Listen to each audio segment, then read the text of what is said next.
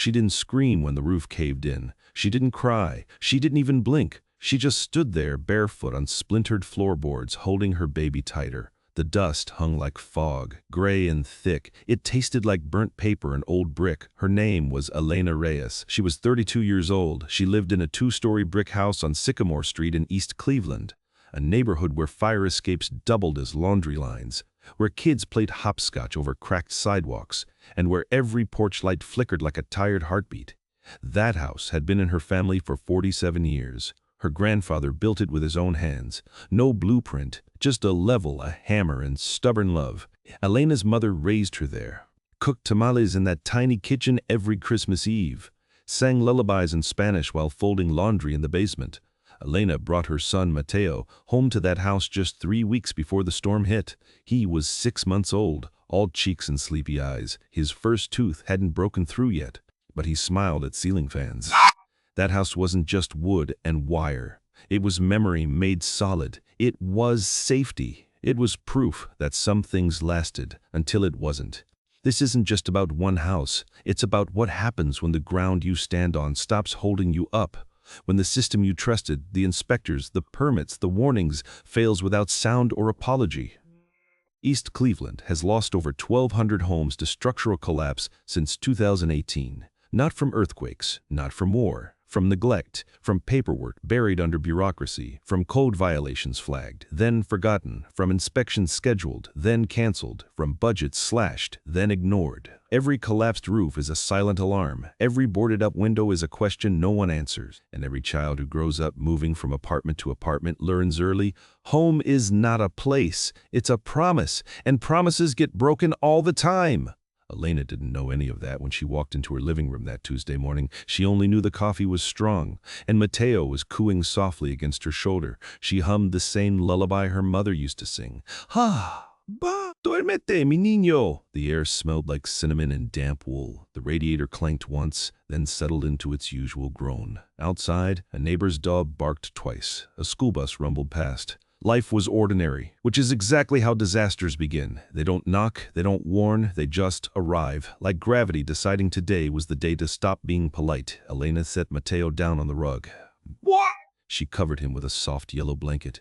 She checked the monitor. The green light blinked steady. She filled the kettle. She opened the pantry door. That's when she heard it. A low, wet crack. Not loud, not sharp, like a bone snapping underwater. She froze, her hands still on the pantry door handle. She turned. Mateo looked up at her, his eyes wide, curious, not afraid. Then came the second sound, a deeper groan like the house was stretching after a long sleep. Dust sifted from the ceiling fan, a fine gray powder. She took 2 steps toward him, then the lights flickered. Once, twice, then went out. The silence after was heavier than the dark.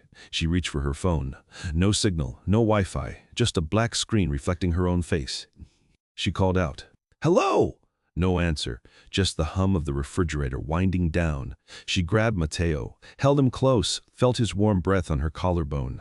She moved toward the front door. That's when the ceiling above the dining table split open, not all at once. First a hairline fracture, then a spiderweb of white lines racing across plaster. Then a chunk the size of a dinner plate dropped onto the oak table. It shattered the glass vase her mother gave her. Water pooled around fallen roses. She backed up, stumbled over a throw pillow, dropped to one knee, still holding Mateo. His little body stiffened. He let out a single thin wail, then stopped. As if sensing the danger wasn't loud, it was quiet, patient, waiting. She crawled, not walked, to the hallway. The floor tilted slightly beneath her, like stepping onto a boat. She glanced up. The crown molding sagged. One corner drooped like a tired eyelid. She remembered her grandfather saying the attic joists were oak, solid, unbreakable, but oak rots when it's wet for too long. And last winter, the gutters had overflowed. For weeks. She'd meant to call the landlord, but bills piled up. The daycare waitlist got longer. The car needed new brakes, so she kept the leaky gutter on her mental to-do list, right between buy birthday cake and call mom. Now, that list felt like a confession. She reached the front door, tried the knob. It turned, but the door wouldn't budge. Something pressed against it from the other side. She shoved. Nothing. She stepped back, looked up.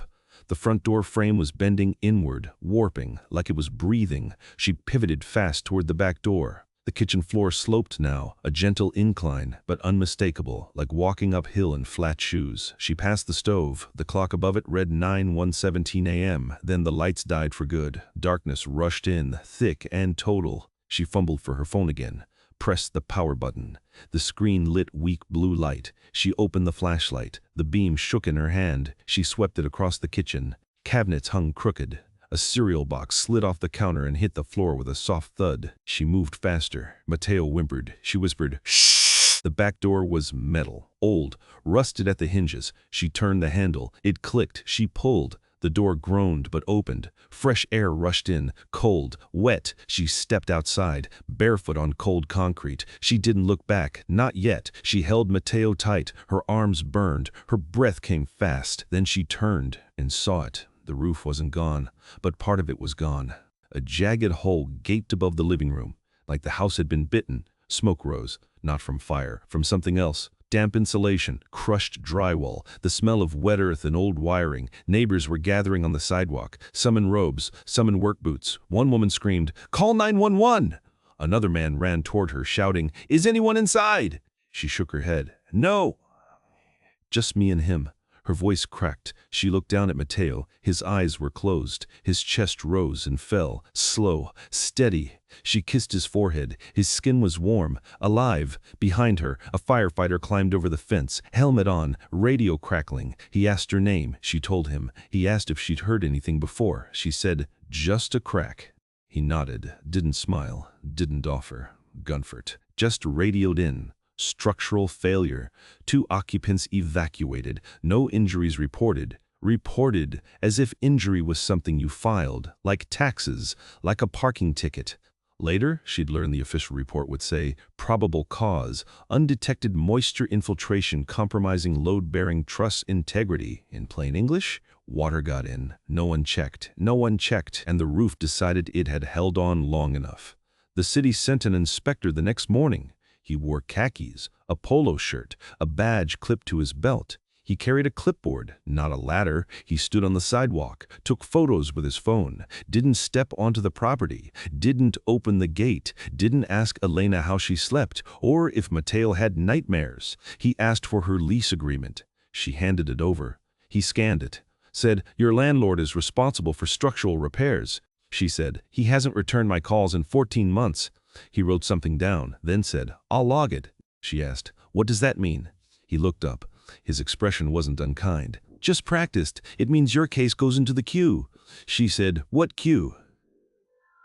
"There are over 800 pending structural complaints right now," she said. 800. He nodded. "And that's just in this district." He handed back the lease, tucked his pen behind his ear, turned to leave, then paused. "You should file a claim with your renter's insurance." She said, "I don't have renter's insurance." He nodded again, like he'd heard that before. Like it was predictable, like poverty was just another code violation. She watched him walk away. His shoes didn't make a sound on the pavement. That afternoon, a social worker visited. She brought granola bars and a pamphlet titled Housing Resources for Families in Crisis. The pamphlet listed shelters, wait lists, emergency vouchers, all required documentation, birth certificates, pay stubs, photo IDs, proof of residency. Elena had most of it, but her ID was in the top drawer of her dresser, under the collapsed ceiling. The social worker said gently, "You'll need to replace it." Elena said, "How?" The woman smiled. "You go to the BMV, they'll help you." Elena said, "Do they take babies?" The woman hesitated, then said, "Yes, but you'll need a certified copy of his birth certificate," Elena said. "That's also in the house." The woman's smile softened. "I'll email you the forms." She did. Elena printed them at the library on borrowed time while Mateo napped in a stroller beside her. She filled them out, handwriting neat, dates precise. She mailed them with stamps she couldn't afford, 3 days later, her phone rang. It was the city's housing department, a woman named Linda, voice calm, professional. She said Elena's case had been upgraded to Priority B, Elena asked. "What's Priority B?" Linda said. "It means your file moves ahead of Priority C cases." Elena said, "What's Priority C?" Linda said, "Uninhabitable dwellings with no minor children present." Elena said, then said, "Approximately 6 to 8 weeks." Elena said nothing. Linda said, "Is there anything else I can help with?" Elena said, "Can you tell me why my roof fell in?" Linda said, "I'm not authorized to discuss engineering reports." Elena said, "Who is?" Linda said, "The Building Safety Division." Elena said, "Do they return calls?" Linda said, "They do, but their average callback time is currently 17 business days." Elena thanked her, hung up, sat on the floor of her aunt's spare bedroom. Mateo kicked his legs in his bassinet. She watched him. His toes curled, uncurled, curled again. She thought about her grandfather, how he'd never owned a cell phone, never sent an email, but he knew every inch of that house. Could tell you which nail held which board, which beam bore the weight of the chimney. He'd check the roof every spring, scrape moss off the shingles, seal cracks with tar and patience. He believed maintenance wasn't optional. It was respect. Respect for the people who'd live there next, for the ones who'd come after them. Elena had never thought about it that way. She thought of upkeep as chores. Annoyances. Things you put off until the leak got loud, until the paint peeled too far, until the floor squeaked like a warning. But buildings don't warn, they whisper. And we stop listening, especially when we're tired, especially when we're broke, especially when we believe someone else is listening for us. Then came the letter, white envelope, city seal in the corner, sent via certified mail. She opened it in the library bathroom, washed her hands first, then sat on the closed lid of the stall. Read it slowly. Twice, the letter said the city had reviewed her property, found substantial evidence of long-term structural degradation, cited 3 separate inspection reports from the past 5 years, all marked follow-up required, all unaddressed, all archived. The letter said the landlord had been issued 4 violation notices, 2 fines, both unpaid. The letter said the city could not compel immediate repair, only initiate legal proceedings, which took an average of 10 months, unless the property was deemed imminently hazardous, which hers was not. Because, according to the letter, the collapse had occurred without observable precursors. Elena read that line 7 times. Without observable precursors. She remembered the damp spot on the ceiling, the warped floorboard near the window, the way the door stuck every time it rained. She remembered telling her landlord. Twice, via text, he'd replied, "We'll get to it." Then nothing. She remembered calling the city hotline, hearing hold music for 12 minutes, then a recording saying, "All agents are busy." She remembered writing roof leak on her grocery list, then crossing it out, because she bought milk instead. The letter ended with a footnote. Residents experiencing housing insecurity may contact the Northeast Ohio Housing Alliance for emergency assistance. She Googled the alliance. Their website said they served over 12,000 families last year. Their wait list was 38 weeks long. She closed the browser, wiped her eyes, washed her hands again. Mateo was asleep in the stroller, his mouth open, tiny fist curled near his cheek. She pushed him home, past the shuttered laundromat, past the vacant lot where kids used to play basketball, past the mural of Harriet Tubman painted on the side of a bodega. Her eyes caught on the words beneath it, "We carry the weight so others may rise." She stopped walking, stared at those words, then kept going. That night, she didn't sleep. She sat at her aunt's kitchen table, drank cold tea, watched the streetlight flicker outside. She opened her laptop, searched how to read a building inspection report, watched 3 YouTube videos, downloaded a free PDF guide, printed it, highlighted terms, load-bearing, quash, joist, struff, moisture intrusion, deferred maintenance. She found the city's public records portal, created an account, entered her address, clicked search. 19 documents appeared. She opened the oldest one, from 2017. A handwritten note, gutter misaligned, minor water pooling observed near foundation, recommend realignment plus sealant application. She opened the next. 28. Jesus. Same issue. Gutter remains uncorrected. Foundation cracking noted. 2019. Cracking worsened, roof shingle curling observed, recommend full gutter replacement. 2020, no access granted for interior inspection, tenant unavailable. 2021, tenant reported leak in master bedroom, no follow-up scheduled. 2022, exterior inspection only, gutter fully detached, water damage evident on south-facing fascia. 2023, 1. Structural engineer consulted.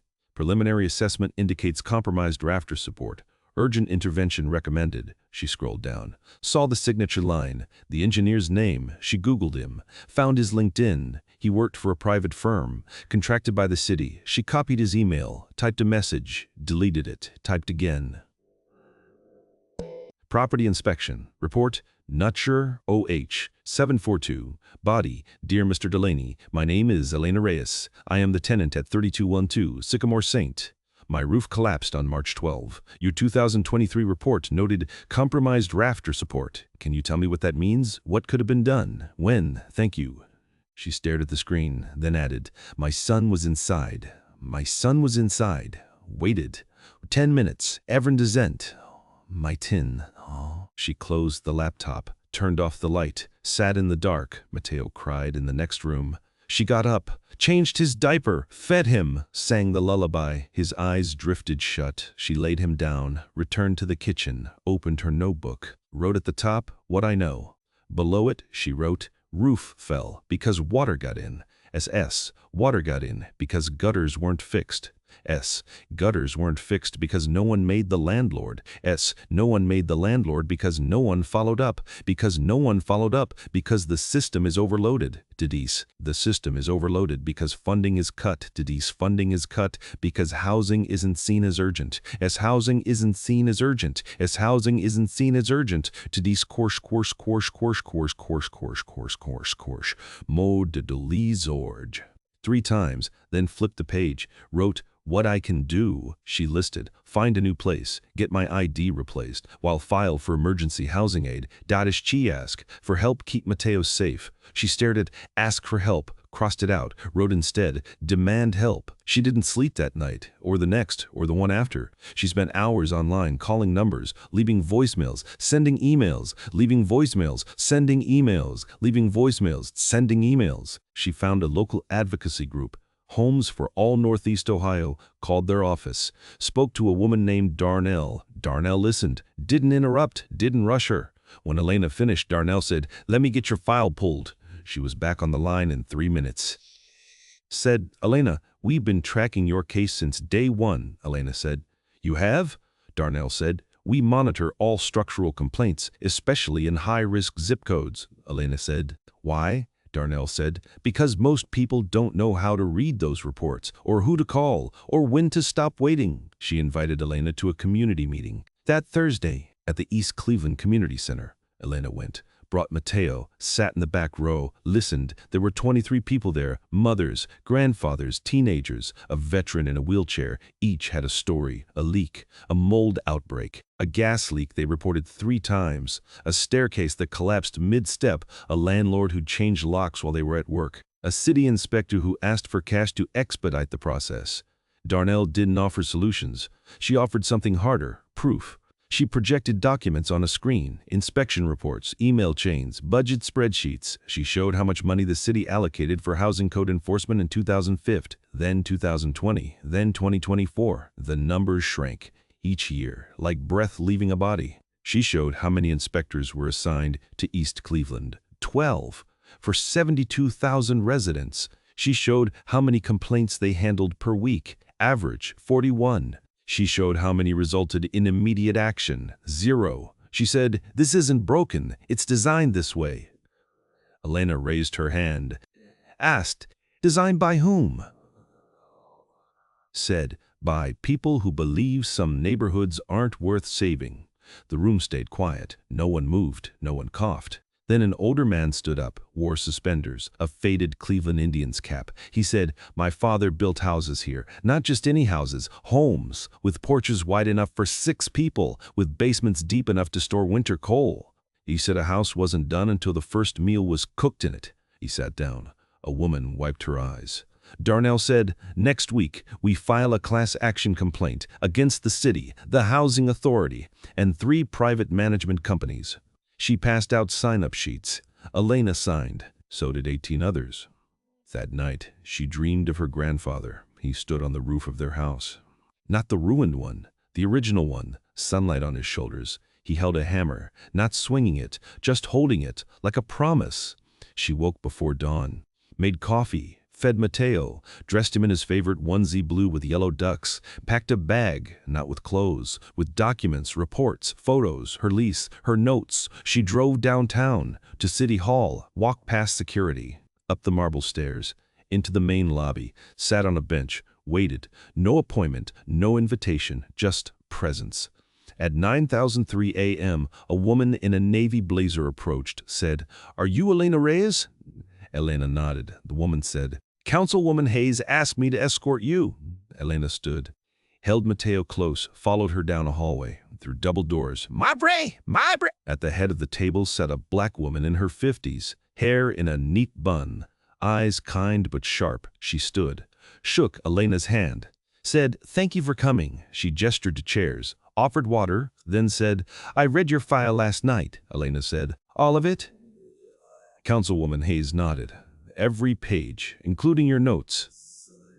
She paused, then said, "You're right." Elena blinked.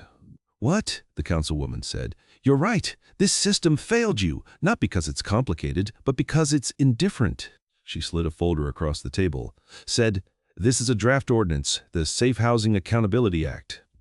Elena opened it, saw bullet points, mandatory quarterly inspections for rental properties over 10 years old, real-time public dashboard showing violation status, fines escalating daily for uncorrected hazards, a dedicated rapid response unit, staffed, funded, accountable. Councilwoman Hayes said, "We introduce it next month." Elena said, "Will it pass?" The councilwoman leaned forward, said, "Only if people like you show up, only if you testify, only if you remind them that behind every code violation is a child learning to walk on unsafe floors." Elena looked down at Mateo. He was staring at the sunlight on the table, reaching for it. She looked up. "Said, I'll testify." The councilwoman smiled. "Not big, just real." She said, "Good. Because your story doesn't end with the roof falling in," Elena said. "What does it end with?" the councilwoman said. "It ends with the roof being rebuilt, by hand, with care, with justice." They met for 42 minutes. No cameras, no press, just two women, one holding a baby, one holding power. When Elena left, she didn't feel fixed. She felt witnessed. She walked out of City Hall, into the morning light. Mateo cooed. She stopped at the edge of the sidewalk, looked up, at the tall windows of the building, at the flags snapping in the wind, at the people walking past, talking, laughing, rushing. She thought about all the roofs over all the heads in this city, all the quiet cracks, all the unspoken fears, all the mothers holding babies in collapsing rooms. She thought about her grandfather's hands, how they shaped wood into shelter, how they held her when she scraped her knee, how they planted tomatoes in the backyard every May. She thought about how love doesn't always shout. Sometimes it builds, sometimes it waits, sometimes it simply refuses to let go. She walked home, stopped at the hardware store, bought a small notebook, plain black cover, no title, just blank pages. She opened it that night, wrote on the first page, "What we rebuild." Below it, she wrote, "A roof, A, she A, system, A truth, G-A, promise, G." She closed the book, placed it beside Mateo's bassinet. He was sleeping, breathing slow. She kissed his forehead, whispered, "We're going to be okay." She didn't know if it was true, but she said it anyway, because some truths aren't facts. They're choices. And she chose to believe. She chose to act. She chose to remember that a house isn't just walls and wires. It's the space where we learn to trust the ground beneath us, where we learn our names, where we learn that someone will catch us, even when the world decides to fall. Elena didn't rebuild her house the next week or the next month, but she helped rewrite the rules. She testified at the hearing, wore her best blouse, held Mateo in her arms, spoke for 6 minutes, not about statistics, not about policy, about the sound of a crack, about the weight of a baby in your arms when the world tilts, about the look in a child's eyes when the lights go out, about how dignity isn't luxury, it's oxygen. The ordinance passed unanimously, with amendments, stronger fines, more oversight, a citizen review board. Elena was appointed to it. She attended her first meeting wearing her grandfather's old pocket watch. It didn't keep perfect time, but it kept ticking. She still lives with her aunt, but she's on the priority list for a city-funded rehab grant. She visits the old house sometimes, stands in the yard, looks up at the scaffolding, watches workers install new gutters. Straight, Secure, built to last. Mateo is 9 months old now. He crawls everywhere, pulls himself up on furniture, laughs when rain hits the new gutters, a clear, bright sound, like water finding its path. Elena still hums the lullaby, but now she adds the line. Not from her mother, not from her grandfather, from herself. We rise, we hold on, we build again. That's the truth. No report can capture, no budget can erase, no system can ignore. Because home isn't where you land, it's where you choose to stand. Even when the ground shakes, even when the roof falls, even when the world forgets your name, you remember it, you speak it, you pass it on. Elena's story isn't rare. It's repeated in cities across this country, in apartments with peeling lead paint, in trailers with faulty wiring, in basements flooding every spring. But stories like hers don't have to be inevitable. They can be interruptions, they can be turning points, they can be the moment we decide, enough, not someday, not next year, not when things calm down. Now, with the tools we have, in the bodies we're in, with the voices we still possess. Elena didn't save her house alone. She saved it with neighbors, with advocates, with a councilwoman who listened, with a grandfather's memory, with a baby's breath, with stubborn, tender, unshakable love. That's how change begins, not with a roar, but with a crack, then a choice, then a step, then another, until the ground holds again, until the roof stands, until every child knows, deep in their bones, that they are worthy of safety, of stability, of home. This isn't just about bricks and beams, it's about belief. Belief that care is infrastructure, that attention is action, that showing up consistently, compassionately, courageously is how we rebuild civilization. One roof, one rule, one relationship at a time. She writes in it every Sunday. Not just problems, but possibilities. Not just losses, but lessons. Not just what broke, but what grew in the breaking. She shows it to Mateo sometimes, turns the pages slowly, points to words he can't read yet, says, "This is how we remember." He grabs the book, puts it in his mouth. She laughs, wipes his chin, takes it back, writes one more line. "Today, we planted basil seeds on the windowsill. Because healing isn't grand, it's green, it's patient, it's alive. If this story stayed with you even for a moment, please consider subscribing. It helps us keep sharing stories that matter, stories that remind us we are not powerless, we are not invisible, we are not alone.